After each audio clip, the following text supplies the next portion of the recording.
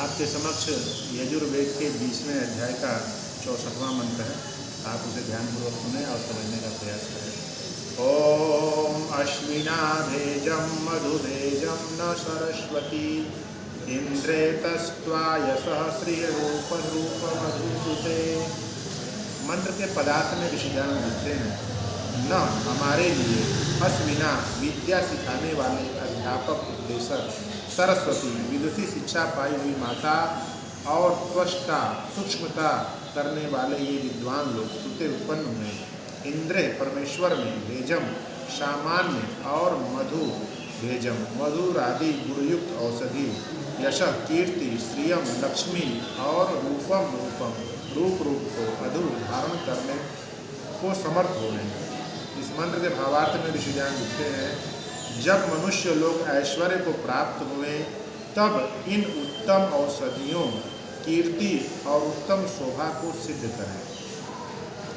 देखिए, इस मंत्र के अंदर बड़ा ही सुंदर उपदेश परमात्मा ने दिया है। ऐश्वर्य की बात आई है और औषधि, उत्तम औषधियों से हम कीर्ति को, अपनी कीर्ति को बढ़ा सकते हैं, अपनी शोभा को बढ़ा सकते हैं। तो उसके लिए हमें क्या करना पड़ेगा? सबसे पहले चीज़ है विद्या। अगर हम विद्या को प्राप्त नहीं करते हैं तो हम कहीं भी शोभा को प्राप्त नहीं हो सकते हैं, क्योंकि जो विद्वान होता है वो पूरे विश्व में कहीं भी जाएगा वो पूजा जाएगा। एक संस्कृत में सूक्ति भी आती है जिसका भावार्थ होता है कि राजा तो अपने देश में पूजा जाता है, लेकिन विद्वान सर्वत्र पूज्यते, हर जगह पूजा जाता है। इसलिए प्रत्येक मनुष्य का ये सबसे मूल कर्म होना चाहिए कि वो विद्या प्राप्त करें। लेकिन उससे भी पहला एक और कर्म है, वो है अपने शरीर को स्वस्थ रखना। इस मंत्र में वही बात आई है, अगर हमारा शरीर स्वस्थ नहीं रहेगा तो हम किसी भी प्रकार की विद्या को भी प्राप्त नहीं कर पाएंगे। तो जो सबसे पहला दायित्व है वो हमारे शरीर के प्रति है कि हम निरोगी रहें।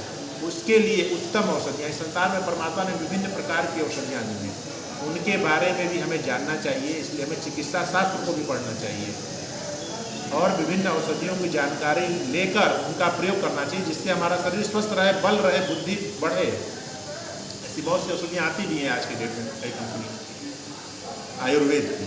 तो हमें अपने विभिन्न प्रकार के औषधि, अपने खान पान और आहार विहार, यानी कसरत हो, प्राणायाम हो, ये सारे से शरीर को स्वस्थ रखना पहला उद्देश्य होना चाहिए। उस स्वस्थ शरीर से हम विद्या को प्राप्त करें। जब हम विद्या को प्राप्त करेंगे तो हमें ये बिल्कुल पता होगा कि हमें क्या करना चाहिए, क्या नहीं करना चाहिए।